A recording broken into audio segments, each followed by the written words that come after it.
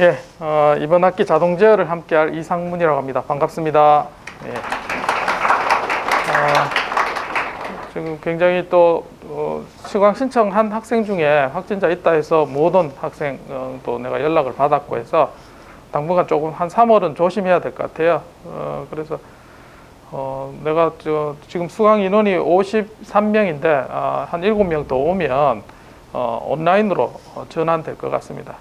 그래서 지금 온라인 수강 정정 기간에 이제 복학하는 학생이 추가되면 그렇게 될 수도 있을 것 같은데 어떻게 한번 의견을 한번 듣고 싶어요. 지금 대면으로 하는 게 좋은지 아니면 비대면으로 수업하면 좋은지 한번 손 한번 들어볼게요. 대면이 좋다. 대면이 좋다. 그 다음에 비대면이 좋다. 한 반반 정도 되는 것 같습니다. 그래서 규정대로 열어놓겠습니다. 열어놓고 지금 60명 넘으면 비대면으로 전환해서 그렇게 진행하도록 그렇게 하겠습니다. 학교 지금 우리 학과 운영이 규정대로 그렇게 진행이 됩니다. 그래서 3월 동안 그러다 운영하다가 또 학교 방침이 조금 확진자가 한두 명씩 나온다. 자, 그렇게 되면 이제 전면 또 비대면으로 진행되고 그렇게 바뀌게 되어 있습니다. 그렇게 착안해서 여러분들이 수업 참여하면 되겠습니다. 그럼 대부분 학번이 어떻게 되나요? 18학번이 주내 복학해서 복학해서 이제 3학년 처음 수업 듣는 학생 있나? 들어있고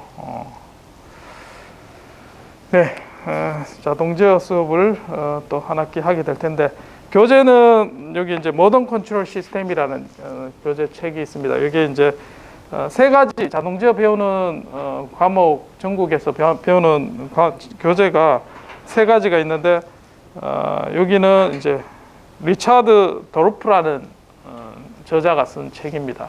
도르프라는 책. 이따가 다시 한번 설명을 할 텐데 교재는 그렇고 자 오늘은 저기 학과 수업 평가 어떻게 할 건지 그리고 한 학기 동안 어떤 형태로 진행할 건지 그게 설명을 하고 마치도록 하겠습니다.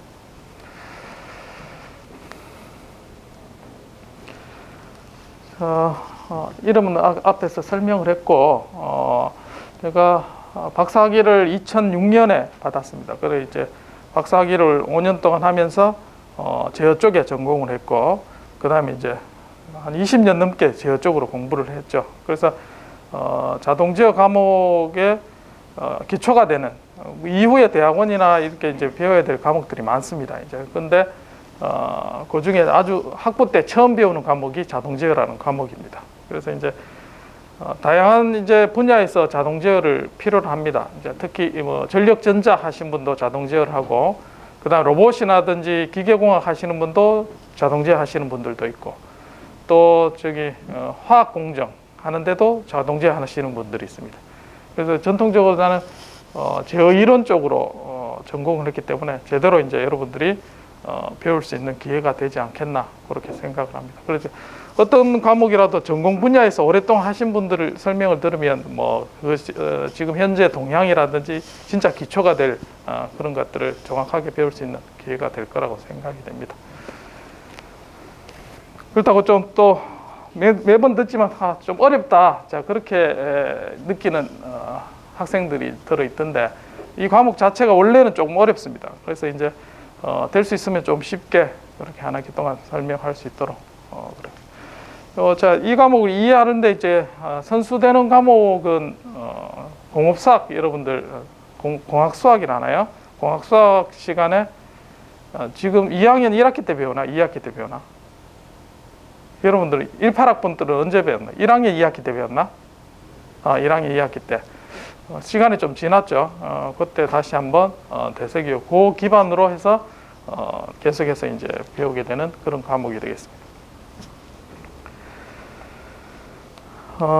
그래서 이제 자동 제어를 좀 이해하려면 기본적으로 이렇게 생각하면 돼요. 이제 우리가 실제로 살펴보는 예를 들면 자동차 또는 뭐 로봇 여러 가지 실제 눈에 보이는 움직이는 피지컬한 사물이 있습니다. 이런 사물을 사람이 대신해서 컴퓨터가 이거 움직이게 하려면 어떻게 해야 돼요? 컴퓨터가 얘가 어떤 놈인지 알아야 되죠. 그래 알아먹게 하기 위해서 하는 방법 중에 제일 이제 중요한 게 모델링입니다.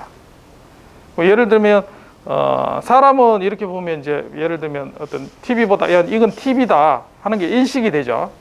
그리고 이제 크기가 얼마다 뭐 이런 것들을 다 알 수 있지만 컴퓨터는 전혀 모릅니다. 자, 그런 것들을 정확하게 수학적으로 표현해서 예를 들면 자동차 또는 뭐 로봇 얘가 어떻게 입력을 주고 해야지 어떤 형태로 움직이게 될 건지 그런 것들을 만들어주는 과정이 모델링입니다. 세상에는 이렇게 이제 나타나는 현상들을 수학적으로 모델링하는 게 크게 세 가지로 나눠집니다. 하나는 미분 방정식입니다. 우리가 지금 하려고 하는 게 미분 방정식이고 이 미분 방정식은 뉴턴에서부터 시작돼서 지금 이와 같이 우리가 다루기 시작한 게 인류 전체의 역사로 봤을 때는 그렇게 오래되지 않았다. 그렇게 이해하면 되겠습니다. 자, 두 번째는 이제 화학식입니다. 화학식으로 이제 모든 세상을 이제 좀 설명하는 이런 형태가 있고 세 번째는 생명공학에서 나타내는 그런 형태가 있습니다. 자, 그 중에 대표적으로 우리가 미분 방정식 형태로 나타나는 이런 시스템을 다루게 되고 뒤에 목소리 좀 들리나? 약하나? 내가 마이크를 챙겨오는 걸 잊어가지고 요 녹화하고 있으니까 설명이 부족한 사람들 다시 한번 유튜브에 올려놓은 영상을 확인하면 되겠습니다. 자, 그래서 이제 이러한 시스템을 하는데 예를 들어서 내가 로봇을 움직이게 한다. 자, 그러면 얘가 어떤 입력을 주고 어떻게 해야지 얘가 움직이게 되는지 전혀 알지 못합니다. 그래서 이제 얘의 구조를 먼저 알아야 돼요. 나중에 배우게 되겠지만 블록 다이어그램이라는 형태로 간략하게 표시를 합니다. 자, 그렇게 해서 내가 다룰 수 쉽게 하는 그런 표현 방법을 쓰고 자, 그 다음에 이제 여러분들이 하는 게 프로그램 실력을 요구합니다. 자, 컴퓨터가 알아야 되니까 결국 소프트웨어로 프로그래밍 해야 되죠. 근데 지금 와서 바로 여러분들이 C라든지 아니면은 요즘 많이 쓰는 파이썬 이런 걸로 프로그램 하기에는 아직까지 이제 실력이 부족합니다. 그래서 매트랩이라는 툴을 이용해서 가상의 시뮬레이션을 해봅니다. 그래서 여러분 매트랩 배워본 사람 무슨 과목에서 배웠지? 수치에서는 당연히 배우겠죠. 자, 지금 3학년 정도 되면 매트랩을 이제 다룰 줄 알아야 됩니다. 3학년 1학기죠. 그래서 매트랩하고 비슷한 형태가 파이썬입니다. 파이썬은 지금 인공지능에서도 많이 쓰고 다양한 형태에서 기업에서도 많이 쓰고 있습니다. 그래서 여러분들이 전자공학은 C는 기본, 여러분 다 배웠겠지만 C는 기본이고 그 다음에 지금 파이썬 정도는 여러분 다룰 수 있어야 된다. 객체지향 프로그램에서 여러분 원래 자바를 배웠죠. 자바 배우다가 자바 배운 사람 지금 객체지향 다 자바 배웠고 지금 파이썬으로 배우는 사람 학년이 올라가니까 이제 여러분 3학년이죠. 지금 2학년은 배울 때 이제 파이썬으로 배웁니다. 지금 그래서 시대가 그만큼 바뀌었고 어쨌든 어떻게 이제 프로그램에서 적용할 수 있을지 이제 그런 것들을 매트랩을 통해서 좀 배워야 되겠다. 그래서 이제 실제 로봇이라든지 어떤 시스템에 적용하는 그런 것들을 한 학기 동안 배우게 되겠습니다. 자, 그리고 오늘은 자동제어가 뭔지 그리고 어디에 적용할 수 있는지 그리고 우리 수업 시간 평가는 어떻게 수업은 진행되는지 거기에 대해서 설명을 하도록 하겠습니다.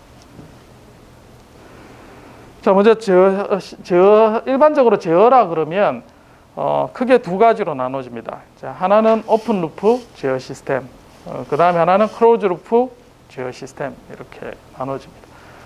오픈 루프 제어 시스템 우리가 이제 흔히들 보는 뭐 스위치 같은 이런 거죠.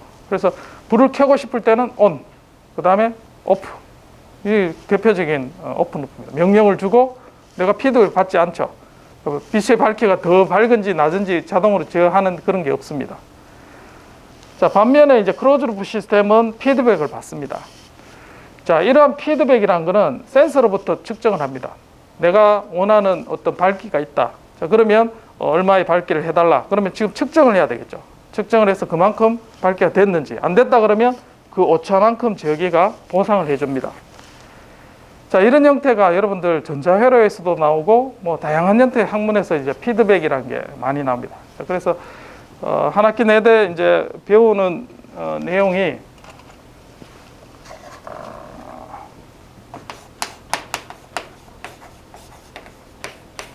피드백에 대한 내용을 배우게 될 겁니다. 한국말로는 괴한이라고 합니다. 한국말이 좀 더 어렵습니다. 그래서 센서로 한국 풀었으면은 센서로부터 측정을 해서 내가 원하는 형태로 보정을 해준다. 괴한해주는. 전자회로에서도 여러분들 괴한이 있던 신호 어디서 봤나요? OP앰프 할 때 배웠나요? 출력을 따가지고 입력으로 들어오죠. 그런 형태가 대표적인 피드백입니다. 그래서 피드백의 특성은 전자회로 잘 배운 학생들은 또 특성을 배웠을 겁니다. 똑같이 이 괴한이 어떤 특성을 가지고 있고 어디에 써먹을 수 있는지를 이제 배우게 될 겁니다. 자, 실제에서 살펴보면 우리가 이제 아침에도 샤워한다 했을 때 어떤 뜨거운 아직까지 요즘 날씨가 쌀쌀하죠. 그래서 물의 온도를 적당하게 이제 내가 조절하려고 밸브를 찬물 뜨거운 물 조절을 합니다. 그래서 온도를 이렇게 맞춰가죠. 그래서 밸브를 이렇게 해서 내가 원하는 온도에 명령이 있을 거고, 그 다음에 이제 피부로 느끼겠죠. 피드백에서 내가 조절을 합니다. 오늘 아침에도 여러분들 피드백 작용을 하고 온 겁니다. 그래서 내가 원하는 게 뭔지, 그리고 어떤 제어 입력이 있겠죠. 입력을 조절해서 그 다음에 측정을 해서 내가 원하는 온도대로 맞춰가는 이런 거죠. 자, 그래서 여기서 이제 외란이 있습니다. 외란이 있는 게 외란이란 말은 처음 들어봤을 겁니다. 그래서 디스터번스 해서 외부에서 가해지는, 그런데 내가 원하는 온도가 이렇게 있을 때 그걸 못 맞추게 하는 요인이 있습니다. 뭐냐? 샤워하는데 갑자기 부엌에서 엄마가 설거지한다고 물을 틀면 물이 갑자기 창문을 나오죠. 이런 형태입니다. 그런 게 외란에 해당됩니다. 그래서 내가 원하는 온도를 했지만 이 가운데 이제 물이 따뜻한 물하고 차가운 물이 나오는 이런 것들을 배분을 방해하는 그런 외부의 성질이 됩니다. 자, 그래서 일상생활에서도 우리가 피드백 메커니즘을 쉽게 찾아볼 수 있고, 자, 자동차 같은 경우는 어떻습니까? 핸들을 조정하죠. 핸들을 조정해서 내가 원하는 도로로 따라갈 수 있도록 그렇게 해주는 겁니다. 이때 이제 측정하는 거는 어떻게 되면 사람의 눈이 되겠죠. 눈을 보고 그 다음에 핸들을 조정해서 평형을 유지하면서 일정하게 오게 됩니다. 자, 그래서 무엇을 제어를 하고 그 다음에 무엇을 측정해야 될지, 이게 하나의 블록 다이어그램입니다. 그래서 사실은 이제 자율주행이 요즘 나오게 되는데 이 사람이 하는 일을 컴퓨터가 대신하게 하는 거죠. 그렇게 하면서 사람의 눈으로 보는 걸 카메라를 이용해서 자동으로 이제 측정을 하고, 거기에 이제 오차가 생겼으면 어떻게 잘 제어하는지 이런 것까지 우리가 맞춰가는 겁니다. 자, 근데 문제가 있습니다. 이게 이렇게 이제 제어하는데 내가 명령을 주면, 예를 들면 로봇을 내가 제어를 한다고 생각했어요. 로봇을 해서 내가 A에서 B로 이렇게 옮겨라. 자, 이렇게 줬는데, 자, 명령을 주면 전부 다 제대로 잘 동작을 하죠. 예를 들면 불 켜는 것도 불을 껐다가 켜라 하면 제대로 불 켜지고. 자, 근데 제어를 왜 해야 되느냐? 제어 과목을 배우죠. 자, 그 안에 괴리감이 있습니다. 내가 오른쪽으로 가라 이렇게 하면, 자, 명령을 준다고 해보겠습니다. 자, 시간이고, 자, 이게 RT가 이제 명령이라 하겠습니다. 명령을 내가 1초 되는 시점에서 내가 오른쪽으로 1m 움직이라 이렇게 명령을 줄 수 있겠죠. 자, 이거는 이제 명령 주는 거는 순식간에 이렇게 줄 수가 있습니다. 근데 실제로 YT, 실제로 움직이는 측정된 데이터는 한순간에 이렇게 갈 수가 없습니다. 왜냐하면 움직이는 물체 사물에 있는 거는 한순간에 움직이지 못하죠. 그래서 이제 서서히 이렇게 따라가거나 아니면 이렇게 급하게 갔다가 수렴하거나 이런 형태를 띠게 됩니다. 그렇죠? 자, 예를 들면 로봇을 가지고 여러분들 물을 채워넣는 것도, 물을 이렇게 해서 내가 어느 컵에 넘치지 않게 잘 채운다 했을 때 이렇게 하다가 급하게 보면 넘치죠. 안 그러면 너무 천천히 이렇게 움직이는지, 어쨌든 시간에 따라서 이렇게 움직이는 특성들이 다 다릅니다. 자, 이거를 갖고 우리는 뭐라 하냐면 동특성이랍니다. 영어는 다이나믹스라. 이게 왜 이렇게 생기냐면 결국 움직이는 우리 물체를 다루는데, 움직이는 물체는 미분방정식으로 표현되고, 미분방정식을 풀게 되면 이와 같은 입력에 대해서 동특성을 가지게 됩니다. 그렇기 때문에 내가 원하는 명령대로 제대로 안 될 수가 있습니다. 동특성 때문에. 그래서 이런 요거를 우리는 다른 말로는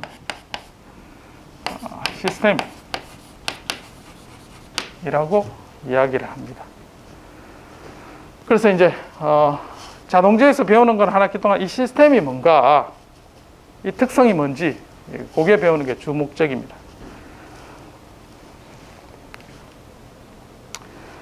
자, 실제로 우리가 자동차에 들어가는 걸 보면 엔진 같은 경우는 요 프로세스 또는 시스템 그렇게 이야기합니다. 이 프로세스가 어떤 사람 명령을 주죠. 명령을 주면 실제 보드라죠. 메인보드, 컨트롤 보드, 이 보드에 연산을 해서 저입력을 내게 됩니다. 실제로는 이렇게 들어가 있습니다. 그래서 여러분들이 마이크로 프로세서나 이런 과목을 배우면 이 안에 있는 마이크로 프로세서 배워서 C로 프로그램한 다음에 명령을 받으면 거기에 해당되는 만큼 입력을 계속해서 해주도록 그렇게 구현이 되어 있죠.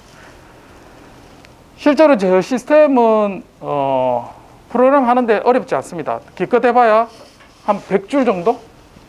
그렇게 많이 자를 필요가 없습니다. 그래서 이제 컴퓨터공학과 학생들처럼 막 프로그램 많이 짜고 뭐 잘 짜고 이럴 필요 없습니다. 간략하게 짜면 되는데, 자, 벤츠 자동차에 엔진 여기에 이제 전반적으로 들어가는 프로그램 라인 수로 따지면 1억 라인이 들어간다고 합니다. 이 안에. 그럼 1억 라인이 얼만큼 되는 거냐 보면은 100명의 엔지니어, 한 사람의 고급 엔지니어가 하루에 짤 수 있는 프로그램 수는 대략 한 100줄 정도면 충분하다고 합니다. 근데 100줄이라는 게 이 시스템을 이렇게 해석을 하고 제대로 된 제어기를 설계하는 그런 일들이 되겠죠. 그러면 한 사람이 하루에 100줄을 짜면, 자, 1억 라인이 있다 했죠. 그러면 100명이 만약에 일한다 하면 하루에 10,000 라인을 쓸 수가 있죠. 맞죠? 10,000 라인을 작성할 수 있습니다. 그럼 1억 라인을 하려면 100명이 얼만큼 일해야 돼요? 10,000일을 일을 해야 됩니다. 맞죠? 그럼 고급 인지니어를 10,000일이면 거의 10년 가까이 되죠. 그 10년 동안 월급을 준다 생각해 보십시오. 예를 들어 연봉이 1억이다. 그럼 1억에 있는 사람을 10년 동안. 그래서 벤츠의 가격이, 우리는 사실은 벤츠 자동차에 쓰는 하드웨어, 우리 현대 자동차에 쓰는 하드웨어 똑같습니다. 그렇죠? 포스코에서 생산하는 철, 그 다음에 엔진도 우리가 이제 같은 걸 갖다 와서 쓰고 있죠. 그 차이점 뭐냐면 안에 들어가는 인베드 소프트웨어, 그 차이가 있는.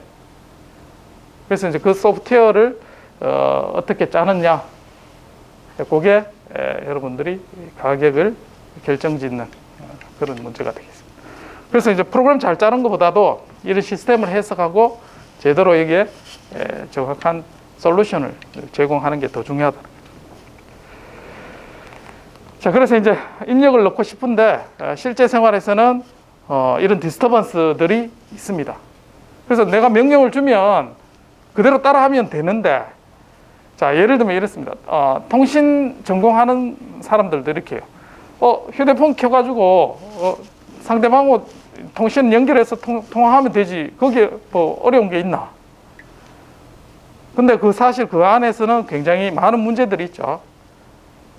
원하는 대로 되지 않게 하는 그런 요인들이 있습니다. 마찬가지 제어도 내가 원하는 대로 해야 되지만 이 디스터번스라든지 실제 시스템에 가지는 특성이라든지 아니면 측정하는 데 있어서 노이즈라든지 실제적인 그런 문제들이 많이 있습니다. 자, 그런 거에 대해서 이 피드백이 얼만큼 효과적으로 작동하는가를 이제 배우게 될 겁니다. 자, 그래서 적용하는 분야는 당연히 크게 이제 보면 전자공학에서도 자동제어 배웁니다.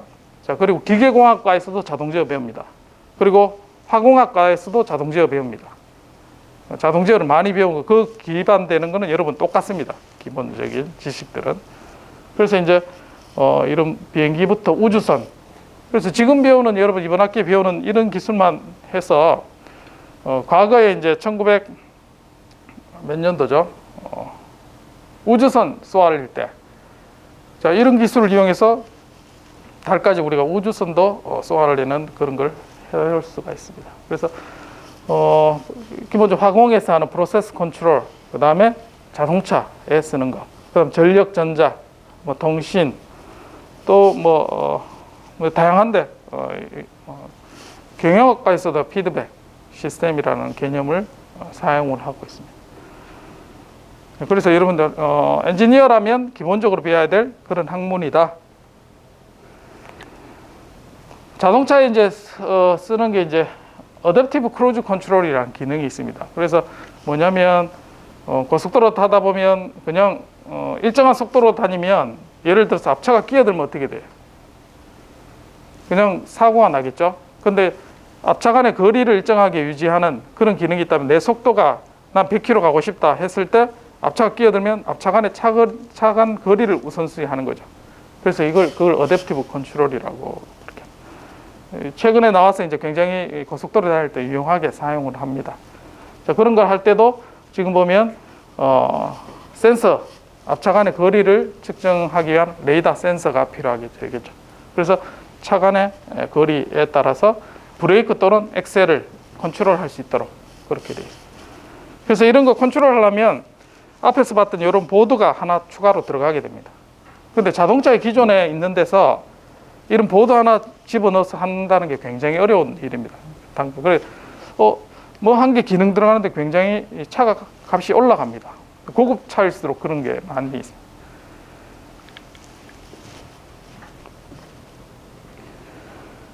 자, 실제로 이제 이런 하드디스크, 컴퓨터, 컨트롤 유닛이죠. 컨트롤 유닛이 자동차의 한 공간을 차지해서 들어가게 됩니다.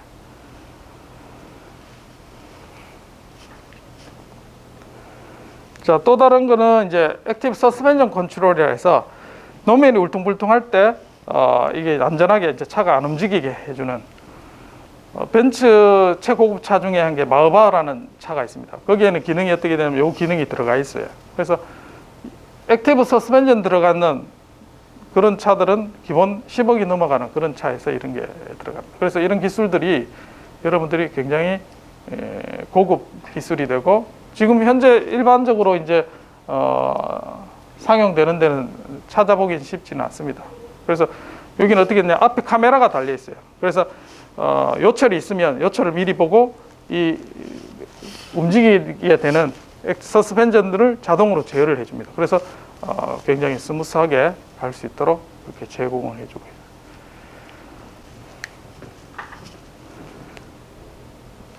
자, 이런 제어 역사는 과거에서 뭐 굉장히 오래됐습니다. 고대 그리스에서부터도 우리가 수도죠, 물을 제어할 수 있는 그런 기술에 사용됐고 전기기관에 사용하는, 요거는 어떻게 되냐면 전기기관이 이렇게 발전을 하면 얘가 이제 일정하게 공기압이죠. 공기압을 제공할 수 있도록 이렇게 해야 되는데 이걸 어떻게 제어하냐면 플라잉 휠, 여기에 이제 전기가 있으면 얘가 뺑글뺑글 돌도록 이렇게 합니다.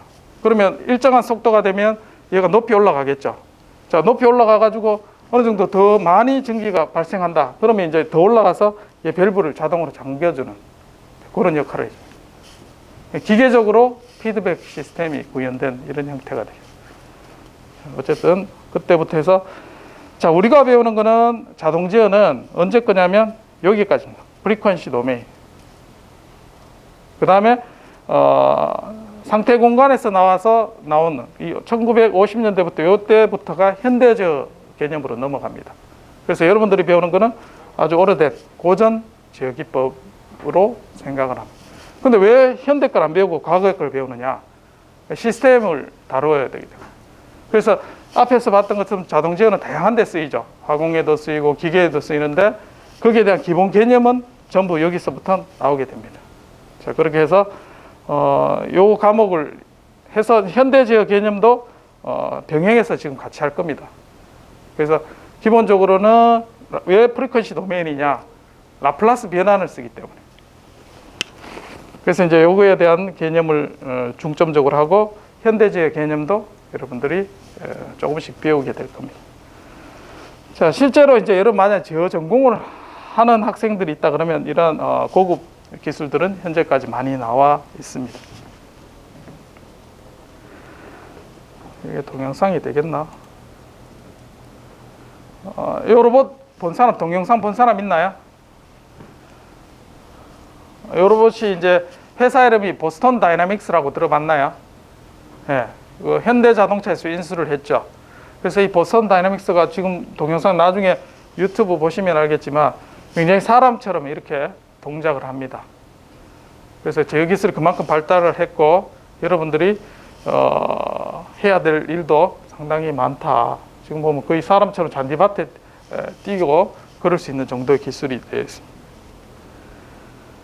기계공학 전공하는 사람들이 이 영상을 보고 아유 이제 더 이상 기계공학에서 할 게 없겠구나 이렇게 이제 굉장히 힘들어하는 그런 얘기를 들었고 어쨌든 현대자동차에서 보스턴 다이나믹스 인수를 하고 그러면 굉장히 로보틱스에 대한 기술이 있겠죠. 보유한 걸 자동차에도 쓸 수 있을 거고 그 다음에 건설 현장에서 쓸 수 있을 거고 다양한 데 하고 지금은 뭘 계획하고 있냐면 UAM이라 해서 도심에서 개인용 비행 드론과 같은 장비를 이용해서 교통수단을 계획을 하고 있습니다. 정부에서도 준비를 하고 있고 그래서 이제 영화에서도 보던 날아다니는 택시 이런 시대를 아마 여러분들 나중에는 보게 될 수도 있을 것 같습니다.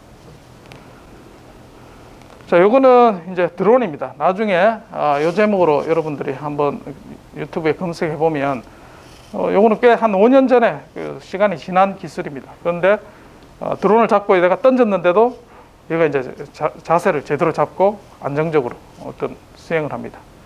더 나아가서는 요 위에 이제 드론 위에 물잔을 올려놓습니다. 근데 물잔을 이렇게 흔들어도 물이 쏟질 않는 그런 게 있습니다. 자, 여기에 들어가는 기술은 모델 예측 제어라는 방법을 씁니다. 그래서 기회가 되면 여기에 대한 실제적인 걸 이번 학기 여러분들 소개할 수 있는 기회도 있을지 모르겠습니다. 자, 그래서 앞에서 얘기한 것처럼 자동 제어는 여러분들 엔지니어링을 하는 사람이면 기본적으로 알아야 될 시스템에 대한 개념을 파악하기 위해서는 분명히 이수를 해야 되는 그런 과목 중에 한 거고. 그래서 이제 다양한 분야에 적용이 됩니다. 어느 분야에 가더라도 여러분들은 자동제어 개념이 필수적으로 필요한 그런 내용이 되겠습니다.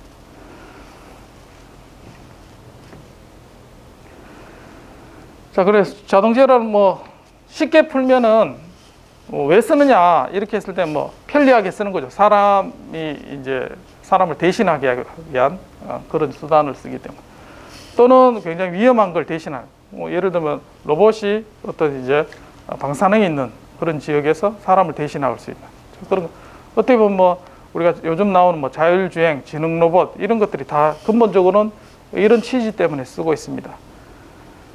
근데 지금 뭐 인공지능이라는 기술이 이제 굉장히 이슈고 많이들 이제 공부하고 싶어 합니다. 근데 인공지능이 지금 크게 두 개로 나눠져 있습니다. 인공지능은 뭐냐면 인지지능 그리고 물리지능 이렇게 나눠요.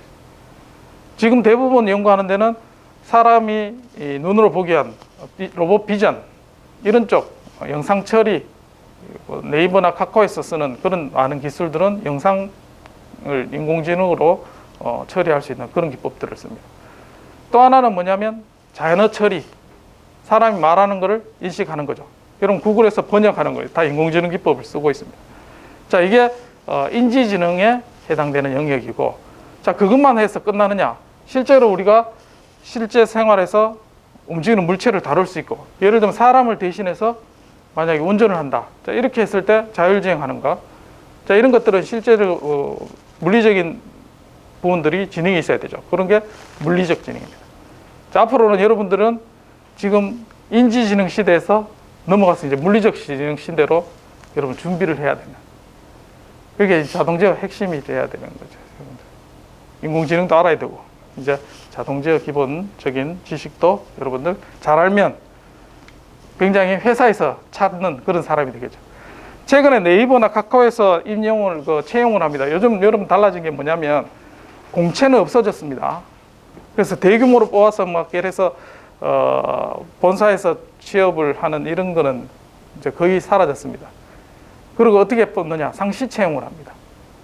상시 채용을 하면 내가 특정 분야에 이런 전문가를 뽑는다. 이제 이렇게 채용하는데 대부분 4학년 졸업하고 나면 어떤 분야의 전문가는 사실은 자기 그런 기술이 있다고 생각하기는 어렵죠. 전자공을 했지만 전자공에서 내가 어떤 지능 로봇을 만든다 바로 하기는 뭐 졸업 작품은 어느 정도 할 수 있겠지만 회사에서 일을 할 만큼 그만큼 전문 지식이 있다 쉽지는 않겠죠. 자, 그런데 전문직에서 그 상시 채용해서 뽑으면 면접할 때 어떻게 해야 돼요? 대학원에서나 배울 수 있는 그런 내용들을 질문을 해요. 그럼 일반 4년 졸업해서 내가 그런 대답을 할 수 있느냐? 어렵다는 거죠. 그래서 점차 특정 분야에서 전문 지식을 요하는. 그래서 네이버나 이런 데서는 물론 이제 프로그램 잘하는 이런 친구를 뽑지만 최근에는 지능 로봇 이런 데 경험이 있는 이런 학생들을 많이 채용을 하고 있습니다. 그러니까 이런 트렌드가 당연히 적용되고 있는 거죠. 삼성도 마찬가지입니다. 삼성도 지금 로봇 사업부가 별도로 생겼습니다. 그래서 LG전자 마찬가지 클로이라고 여러분 공항에서 서비스하는 로봇 그 사업화돼서 나온 거 보셨죠? 자, 그래서 지금 산업이 태동하는 이런 데 여러분들이 준비를 하면 지금부터 졸업해서 3학년, 4학년 지나고 나면 여러분 충분히 좋은데 또 취업할 수 있는 기회를 얻을 수가 있겠습니다. 자, 과거에는 이런 제어 방법을 많이 썼습니다. 뭐냐면 온오프 컨트롤이라 하죠. 스위치 같은 경우 밸브를 잠궈라 열어라. 자, 이런 걸 솔레노이드 밸브를 해서 정기적인 흐름을 이용해서 이런 제어하는 이런 형태를 많이 썼습니다.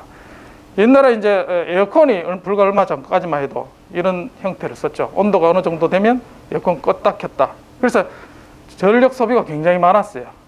그런데 이거를 인버터라는 기술을 이용해서 연속적으로 제어하면서 여러분 에어컨 여름에 많이 써도 전기세 많이 안 나오죠, 지금은. 자, 그게 바로 이런 제어 기법들이 발달했기 때문에 가능한 겁니다. 그러니까 대표적으로 쓰는 게 이제 제어, 연속적으로 제어하는 게 PID 제어입니다. 나중에 배우겠지만 이때 P는 프로포셔널, 그러니까 비례해서 에러가 크면 그만큼 보정을 더 해주고 에러가 작으면 작게 해주는 비례 제어입니다. 그 다음에 누적된 에러가 많으면 더 마이너스로 제어해주는 인테그랄. P는 프로포셔널, I는 인테그랄. 그 다음 D는 데리버티브, 미분. 그래서 얼만큼 빨리 에러가 상승하면 그만큼 빨리 감해주는. 그러니까 세 개의 정보를 더 다양하게 해서 제어하는 이런 방식을 쓰고 있습니다. 자, 이건 이제 자동제에서 끝에 여러분들이 알아야 될 그런 기술이고, 실제로 구현할 때는 어떻게 하냐면 여러분 전자회로 형태로 아날로그 형태로 PID를 쓴다 그러면 자, 비례해서 곱하기죠. 자, 곱하기 형태의 이런 회로 R 그 다음에 C 값을 조정해서 게인을 튜닝을 합니다. 자, 지금은 이렇게 안 합니다. 이거는 옛날에 이제 아날로그 형태의 전자회로의 제어기를 썼다 그러면 지금은 이제 마이크로 프로세서로 다 제어를 하죠. 그래서 이제 AD 컨버터 아날로그 신호를 가지고 디지털로 바꿔서 여기서 이제 연산을 한 다음에 디지털을 다시 아날로그로 해서 제어를 하는 형태로 여러분들 합니다. 그래서 실제 제 시스템을 다룬다면 마이크로 프로세서를 기본적으로 여러분들이 배워야 되고, 그 다음에 움직이는 물체에 대한 이런 프로그램은 어디 들어가면 여기다 다 들어가게 되겠죠. 그래서 곱하기를 하는데 몇 배를 곱해야 되느냐, 자, 그걸 결정하는 게 이제 우리가 수업 시간에 배워서 얻게 되는 지식이 되겠습니다. 자, 그래서 이러한 제어 시스템을 설계를 하는 데는 앞에 제일 중요한 모델링이라 했죠. 자, 자, 이 모델링은 라플라스 변화량에서 미분 방정식. 자, 거기에 대해서 배우게 됩니다. 그래서 1학년 2학기 때 배웠던 다시 한번 복습을 할 겁니다. 자, 그 다음에 분석을 하고 그 다음에 성능 기준이 다양하게 있습니다. 이와 같이 내가 얼만큼 빨리 가게 하느냐 아니면 에너지를 얼만큼 적게 쓰느냐 다양한 기준이 있습니다. 그 성능 척도를 정하고 거기 스펙에 맞도록 제어기를 설계를 해서 테스트 해보는 거죠. 하드웨어 구현까지. 그런데 이제 우리 이론이니까 시뮬레이션 정도 레벨까지 합니다. 하드웨어 구현은 4학년 때 여러분들 실제로 로봇이나 이런 것들을 만들어 보면서 확인하면 될 거예요. 자, 이런 제어 시스템에서 어떤 문제를 제일 중점으로 다루느냐? 첫 번째는 스테빌리티입니다. 이 스테빌리티는 뭐냐면 내가 0으로 가라 하면 0으로 정확하게 가야 되죠. 근데 0으로 안 가고 어떻게 되냐면 0.1, 뭐 0.5 왔다 갔다 합니다. 자, 이런 것들이 스테빌리티입니다. 내가 목표점이 있는데 그 목표점에 정확하게 가느냐. 그럼 에러가 생기면 에러를 얼만큼 줄일 수 있느냐. 자, 이게 스테빌리티 문제입니다. 자, 그 다음에 퍼포먼스, 두 번째 중요한 거. 내가 여기서 대구에서 서울 가는데 몇 시간 만에 가야 된다. 자, 그게 이제 요구 조건의 성능이죠. 아니면 에너지를 적게 써야 된다. 자, 이런 걸 요구를 합니다. 자, 그런 성능 척도가 있고 그 척도에 맞춰서 우리가 설계를 해야 될 두 개가 이제 제일 중요합니다.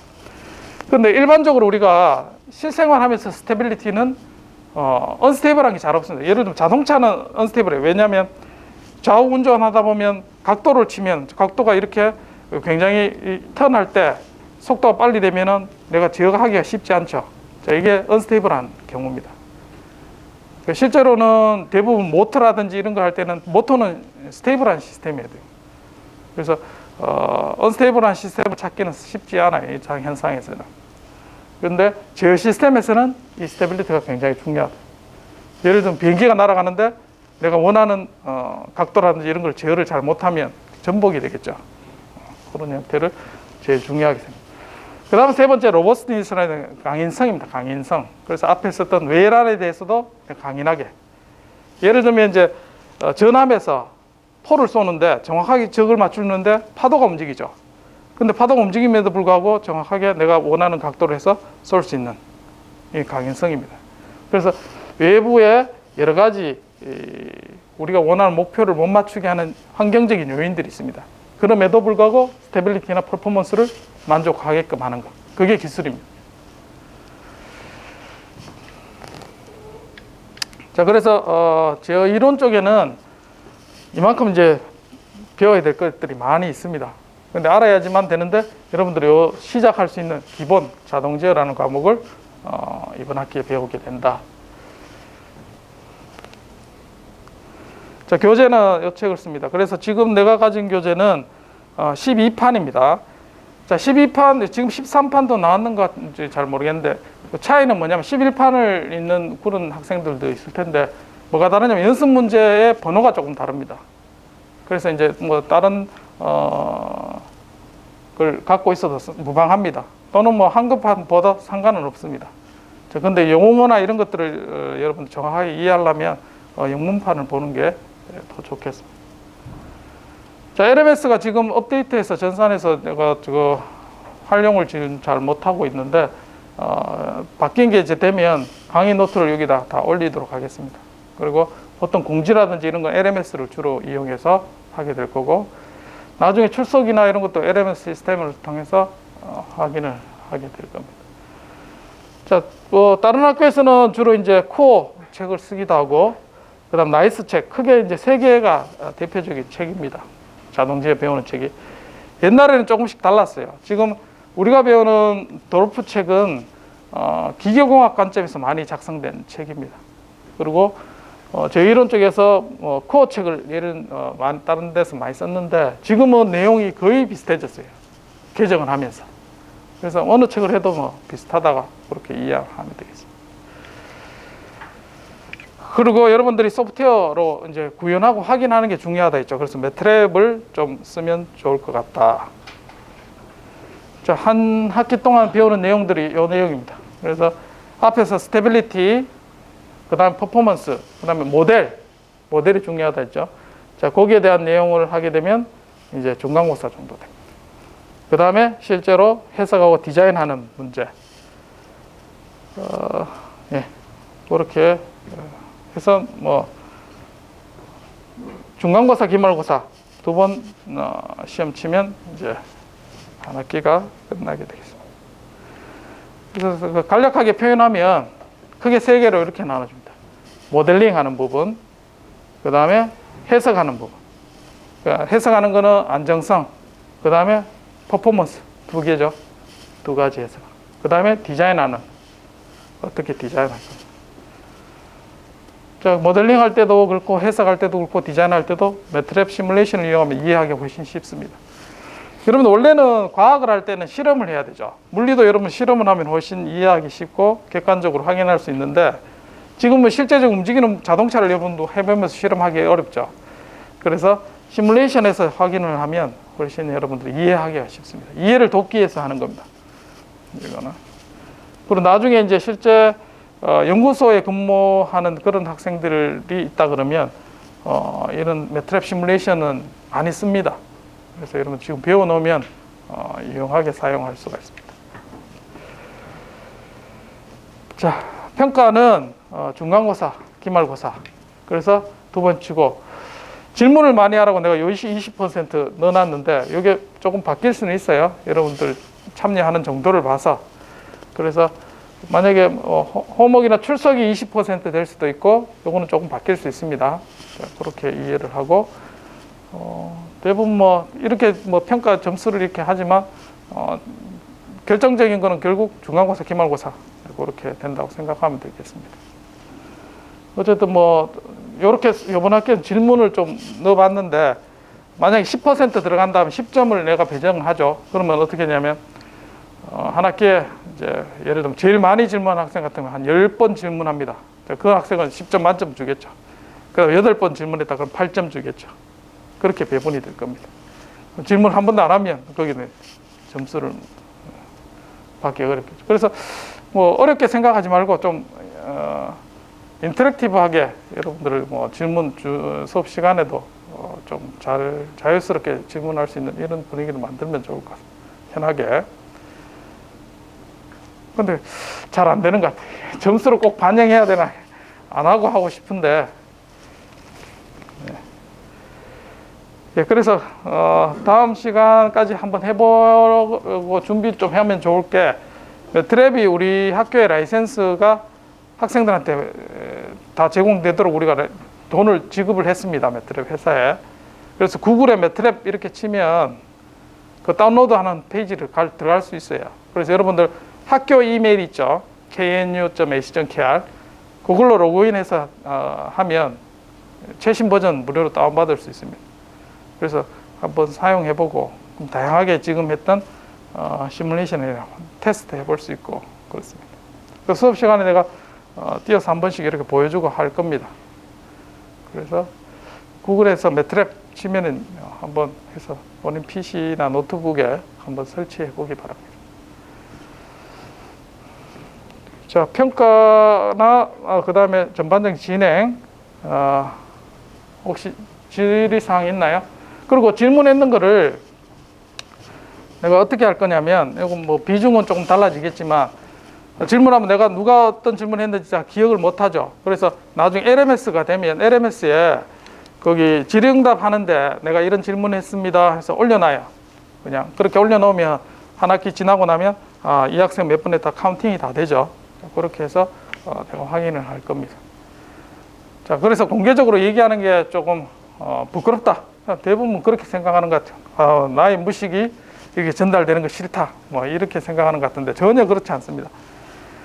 그래서 그냥 게시판이나 이메일, 내한테 이메일을 보내서 질문하는 이런 것도 인정을 해주겠습니다. 그래서 그런 것들을 적절하게 잘 활용할 수 있는 다양한 소통 수단이 있죠. 그렇게 해주면 되겠습니다. 그래서 주로 질문이나 어떤 게 있으면 이메일을 통해서 확인하면 제일 좋을 것 같습니다. 질문 있습니다. 질문 수업 시간에 바로바로 해도 되겠어요? 바로바로 해도 돼. 딱 나오는 거 그때 해야지 이해가 되지. 그 지나고 나면 또 그렇잖아. 바로바로 그냥 그런 걸 더 좋아. 인터랙티브. 그래서 아는 정도를 내가 파악하고 거기에 맞춰서. 만약에 질문 없이 그냥 지나가면 그냥 내 수준에 와서 계속 수업 진행이 됩니다. 그러면 여러분들은 점점 어려워지고 나 혼자 이렇게 수업하는 형태가 돼요. 결국은 여러분들 아는 게 더 중요한 거니까. 이메일을 주로 이제 활용하면 좋을 것 같습니다. 내 방은 619호니까 수업 끝나고 찾아와도 괜찮아요. 그렇게 해서 한 학기 동안 여러분들이 잘 배우고 실력을 키우는 게 중요하다. 자, 요즘은 학점은 거의 이제 중요하지 않습니다. 3.0 이상 정도만 돼도 여러분들은 최근에 이제 어디 면접 본 학생들 얘기 들어보니까 그 학생이 뭐냐면 학점은 얼마 안 되는데 3.0이 안 되는데 영어 점수가 굉장히 좋아요. 그래서 뭐 질문을 했겠죠. 영어는 좀 공부 잘하네 이렇게. 그러니까 그 학생이 하는 얘기가 나는 내 실력이 어느 정도인지 궁금해서 영어 시험 쳐보니까 그 토익이 뭐 900점 넘게 나오더라. 그러니까 이 학생은 공부하면 충분히 이제 잘할 수 있는 능력이 있구나. 근데 학점이 안 좋잖아요. 그럼 왜 학점이 안 좋아? 이러니까 다른 데 관심이 있어서 거기에 관심이 쏠리다 보니까 학점을 관리 좀 못했다. 이렇게 한 거예요.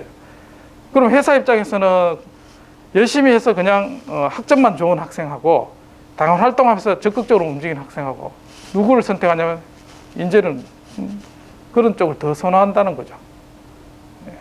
지금 시대가 그렇습니다. 그래서 물론 뭐 열심히 학점 관리해서 그런 길을 가는 것도 있습니다. 나쁜 게 아니고 자 그렇게 가는 길도 있고 또 다양한 여러분들이 진로나 길이 있으니까 거기에 맞춰서 여러분들이 최선을 다하면 되겠습니다. 네, 오늘 제 수업은 여기서 마치고 원래 월수죠. 월요일 날 이제 진도를 나가게 될 겁니다. 그래서 정원이 이제 어떻게 밝힐지 모르는데 이제 수학이 어느 정도 이상 되면 온라인 실시간으로 이렇게 진행할 수도 있고 하면 이제 넘지 않으면 대면으로 이렇게 진행을 하게 될 겁니다. 자, LMS를 통해서 기본적으로 공지하고 LMS가 지금 아직까지 제대로 정상화가 아직 안 됐죠. 그래서 기본적으로는 월요일도 이렇게 수업을 해야 될 것 같다. 그렇게. 예, 또 다른 질문. 예, 여기서 마치겠습니다. 그러면 녹화 좀 꺼줘.